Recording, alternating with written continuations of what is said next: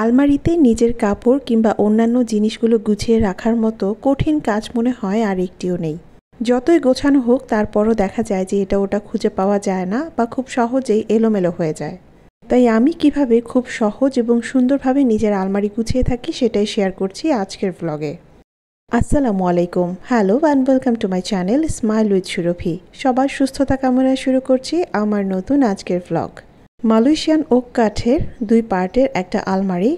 জায়গাটা খুবই ছোট, কিন্তু সেই তুলনায় আমার বিশাল কাপড় চোপড়ের একটা বহর রয়েছে।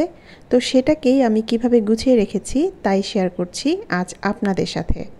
আমার শাড়ির একদম নিচের যে পার্ট রয়েছে সেখানে রেখেছি আমার সমস্ত পছন্দের সুতি শাড়িগুলো।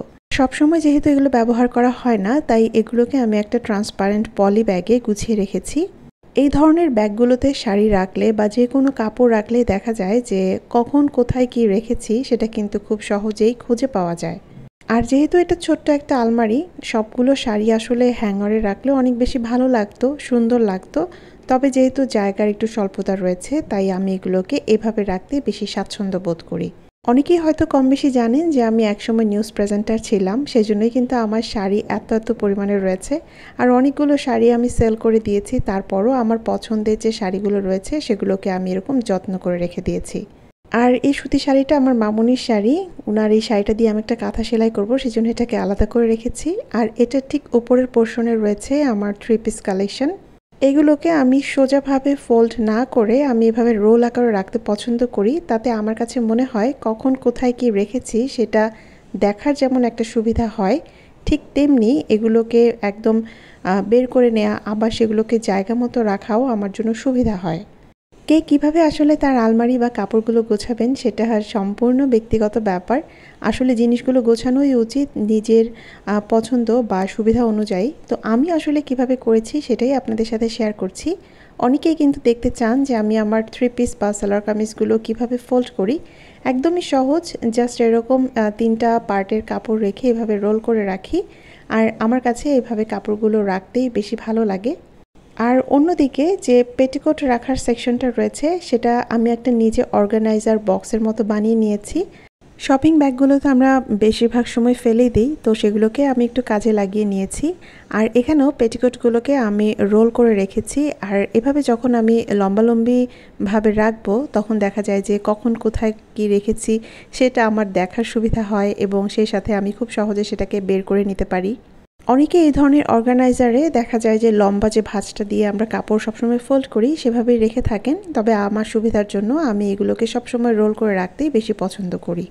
তো খুব সহজে জিরো বাজেটে কিভাবে অর্গানাইজার বক্স আপনারা বানাতে পারেন এভাবে কাপড় রাখার জন্য, সেটা যদি দেখতে চান তাহলে কিন্তু আমাকে কমেন্ট করে জানাতে পারেন। আমি ইনশাল্লাহ অবশ্যই এই আইডিয়াটা আপনাদের সাথে শেয়ার করব।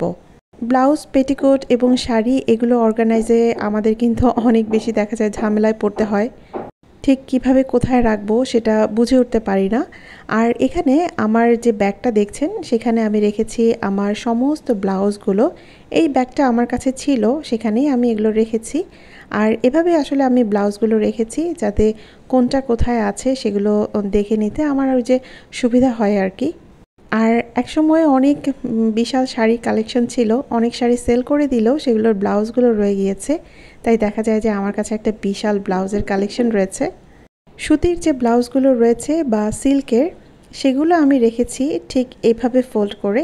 আর অনেক সময় দেখা যায় যে আমাদের আরও অনেক গর্জিয়াস বা দামি শাড়ির কিছু ব্লাউজ থাকে, সেগুলোকে কিন্তু আমি একটু আলাদাভাবে রেখেছি, সেটাও ইনশাল্লাহ আপনাদের সাথে শেয়ার করব। আর এই ধরনের কাগজের অর্গানাইজার আপনারা বানিয়ে নিতে পারেন শপিং ব্যাগ দিয়ে, অথবা এই ধরনের যে অর্গানাইজার বক্সগুলো পাওয়া যায় সেগুলো কাপড় ফোল্ড করে রাখার জন্য আমার কাছে মনে হয় বেশি সুবিধাজনক। আর যে ব্যাগে আমি ব্লাউজগুলো রেখেছি সেখানে জায়গা স্বল্পতা রয়েছে, সেজন্য আমি এরকম অর্গানাইজার একটা বক্সও ব্যবহার করেছি।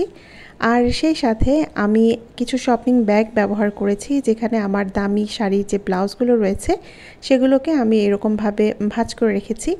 আর ট্রান্সপারেন্ট কাগজ সবসময় আমার কাছে অর্গানাইজার ব্যাগ হিসেবে খুবই ভালো মনে হয়, কারণ কোথায় কি আছে, কোন রঙের কোন জিনিসটা আমার দরকার খুব সহজে আমি এগুলো দেখতে পারি এবং খুঁজে পেতে আমার কাছে অনেক বেশি সহজ মনে হয়। তো এগুলোকে আমি একটা শপিং ব্যাগে ঠিক এভাবেই রেখে দিয়েছি। আর অন্যান্য যে জিনিসপত্রগুলো রয়েছে সেগুলোকে আমি আমার সুবিধা মতো অনুযায়ী রেখে দিয়েছি। এখানে আছে আমার কিছু হ্যান্ড পার্স, কিছু পার্টি ব্যাগ, আর আমার রেগুলার ব্যবহৃত যে ব্যাগটা রয়েছে সেগুলো আমি আলমারিতে রেখে দিয়েছি। যেহেতু কিছু ব্যাগ আমি ওয়ার্ড্রোবে রেখেছি, সেখানে জায়গা নেই সেজন্য। আর এরপরে চলে এসেছি আমার সবচেয়ে পছন্দের শাড়ি সেকশনে। আলমারির প্রত্যেকটা জায়গা যেহেতু ব্যবহার করার চেষ্টা করেছি, সেজন্য এখানে আছে যে বক্সে যে দামি শাড়িগুলো রয়েছে সেই শাড়িগুলো রেখেছি। আর এখানে আছে আমার রেগুলার ব্যবহার করা একটা হ্যান্ডব্যাগ। আর কিছু ব্যাগ আছে যেগুলো আমি একদম আলমারির পেছনের সেকশনে রেখেছি। আর সামনের সেকশনে আমার কিছু সিঙ্গেল যে কাপড়গুলো রয়েছে যেগুলো আসলে সেট আকারে নেই, সেগুলোকে আমি এভাবে ভাঁজ করে রেখেছি। আর এভাবে ভাঁজ করে রেখেছি কারণ এগুলো আমার রেগুলার ব্যবহার করা হয় না, মাঝে মাঝে এই কাপড়গুলো আমি ব্যবহার করি। আর অন্যদিকে একটা অর্গানাইজার বক্সে আমি রেখেছি আমার কিছু হিজাব, আর সেই সাথে এখানে আমার কিছু গয়নার বক্স রয়েছে। কাপড় গোছাতে গিয়ে আমি খুব ভালো বুঝেছি যে কোনো অর্গানাইজার বক্স যদি আমরা কাপড় গোছানোর ক্ষেত্রে ব্যবহার করি, সেটা দেখতে যেমন অনেক বেশি গোছানো লাগে এবং খুঁজে পেতেও অনেক বেশি সুবিধার হয়। তো আমি চাচ্ছিলাম আপনাদেরকে একটু সুন্দর করে হিজাবের ফোল্ডটা দেখাবো এবং সেই সাথে কিভাবে অর্গানাইজ করেছি সেটা দেখাবো। তো আমার আগে আমার মেয়েটাই আমাকে খুব গুছিয়ে দেওয়ার জন্য চলে এসেছে। ওকে বারবার বলছিলাম, মা এগুলো ধরো না, কিন্তু ও তো আমার কথা একদমই শুনবে না। আর ওর একটা অভ্যেস আছে, যেখানে দেখবে যে গোছানো রয়েছে কাপড়গুলো সেখান থেকে টেনে এভাবে ছুঁড়ে ছুঁড়ে ফেলে দিবে। এটা হচ্ছে তার অভ্যেস। ছোট বাচ্চারা যা করে আর কি। আমার কাছে তো এগুলোই অনেক বেশি ভালো লাগে, যদিও এক কাপড় আমাকে 3বার 4বার ভাঁজ করতে হয়।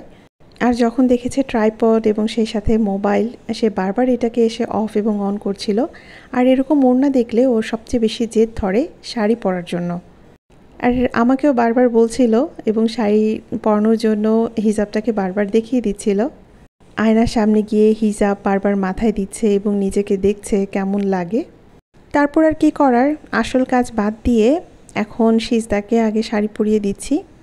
সে আবার আমাকে বারবার বলছে কিভাবে শাড়ি পরাতে হয়, তারপর শাড়ি পরিয়ে কিভাবে আঁচলটা মেনটেন করতে হয় সেটাও সে খুব ভালো শিখে গিয়েছে। শুধু শাড়ি পরালেই হবে না, তাকে আবার একটা ছোট্ট করে ঘোমটাও দিয়ে দিতে হবে। শাড়ি পরার পর তার ফুপুর রুমে এক দৌড়, দেখিয়ে আসতে হবে কেমন হলো মায়ের সেই শাড়ি পরিয়ে দেয়া। আবার একটু নাচও দেখিয়ে দিচ্ছে। তো সিজদার দুষ্টুমি বাদ দিয়ে চলুন আবার কাপড় গোছাতে শুরু করি। এই হচ্ছে আমার কাপড় চোপড়ের সেকশন। আর সিজদার বাবার কাপড় চোপড়গুলো বেশিরভাগ সময় ওয়ার্ড্রপে থাকে, তাই এখানে ছোট্ট একটা পোর্শন রেখেছি। আমার প্রয়োজনীয় কিছু কাগজপত্রগুলোও রেখেছি এখানে। সুতি শাড়ি চাইলে ভাঁজ করে রাখতে পারেন, তবে বেশিরভাগ শাড়ি কিন্তু হ্যাঙ্গারে রাখাই ভালো, নয়তো অনেক দিন এভাবে রেখে দিলে ভাঁজ পড়ে যায়। আপনাদের অনেকের রিকোয়েস্টের এই আলমারি গোছানো ভ্লগ থেকে আজকের মতো বিদায় নিতে হচ্ছে। সবাই অনেক বেশি ভালো থাকুন, সুস্থ থাকুন, শুভকামনা সকলের জন্য।